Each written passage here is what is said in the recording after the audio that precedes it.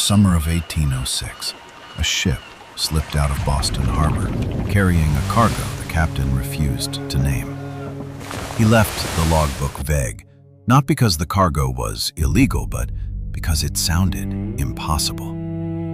130 tons of ice, cut from frozen Massachusetts ponds, sailing straight for the tropics. Every sailor on board knew the math. Heat plus weeks at sea equals a hold full of warm water. They thought they were hauling a rich man's joke across the ocean. The man who sent them was called insane to his face. 20 years later, they called him the Ice King. He built an empire on something that fell from the sky for free. Then he sold it to kings, colonies, and continents that had never seen frozen water. And then, in a single generation, that empire melted. Not from bad luck, but from 3 mistakes the richest men in the trade refused to see. This is the autopsy of the business that sold winter.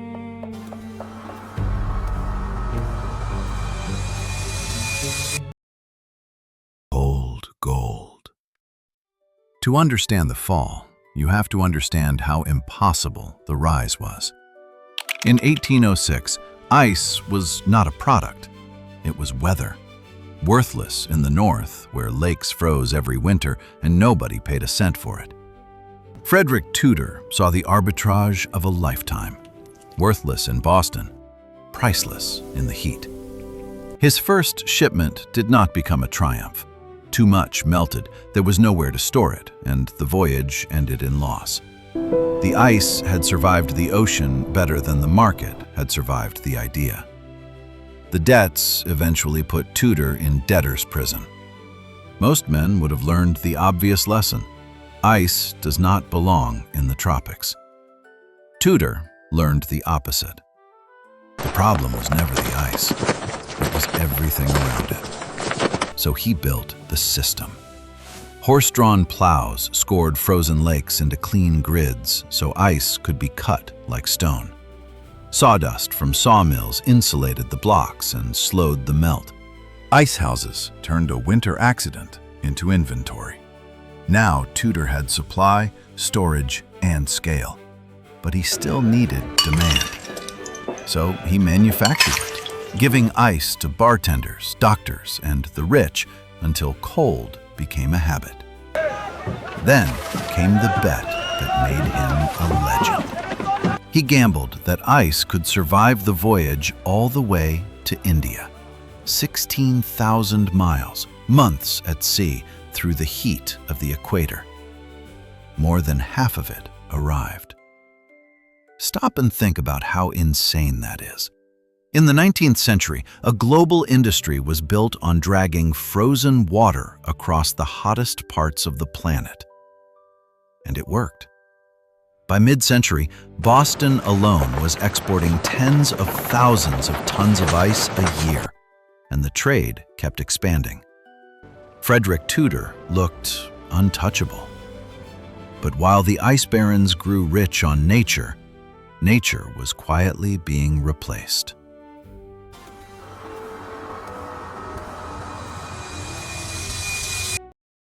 Toy. And here the story turns strange. The danger did not come from a rival businessman. It came from a small hospital in Florida.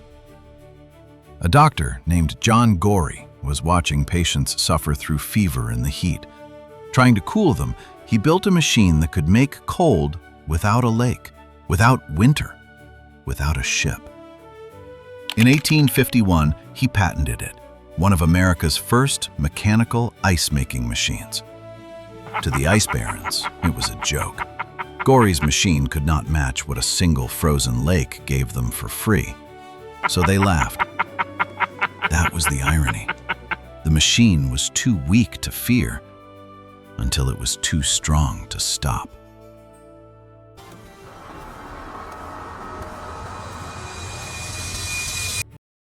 Meltdown.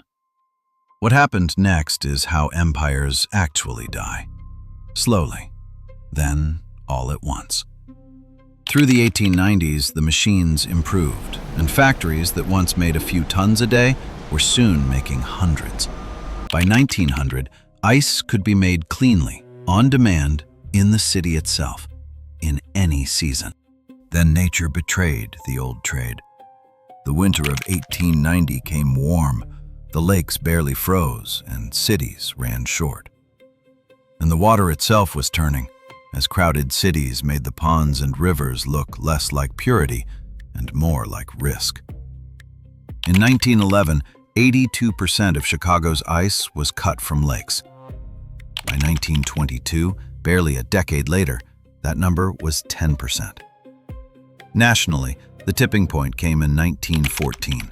For the first time, America made more ice than it harvested. One by one, the ice houses fell silent, the plows rusted, and lake warehouses became stranded assets. The empire did not lose a war. It was simply made unnecessary.